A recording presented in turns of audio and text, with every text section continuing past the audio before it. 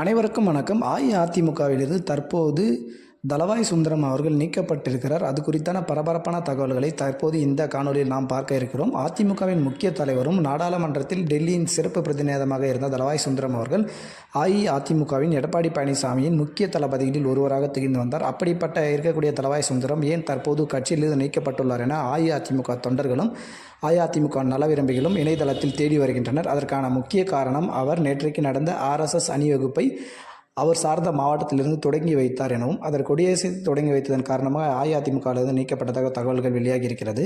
இதனால் கடும் அதிருப்தியில் இருந்த எடப்பாடி பழனிசாமி பாஜகவுடன் நமக்கு ஒட்டுமில்லை ஒருமில்லை என்ற போதிலும் RSS பேரணி ஏன் துவக்க வேண்டும் என சரமாரியாக கால் செய்து கேட்டதாக கூறப்படுகிறது. அதற்கு தளவாய் சுந்தரம் RSS என்பது ஒரு சமூக அமைப்பு, அதனுடைய தொடக்க விழாவில் கலந்து கொண்டதில் எவ்வித தவறும் இல்லை என வாக்குவாதம் செய்ததாக கூறப்படுகிறது. இதனால் அதிருப்தி அடைந்த எடப்பாடி பழனிசாமி அஇஅதிமுகவின் அடிப்படை உறுப்பினர் உட்பட அனைத்து பதவிகளிலுமிருந்து தளவாய் சுந்தரம் அவர்களை நீக்கியுள்ளார். இது தொடர்பாக தளவாய் சுந்தரம் அவர்கள் கட்சியிலிருந்து நீக்கினாலும் எனக்கு எந்த கவலையும் இல்லை என பதிலளித்ததாக கூறப்படுகிறது.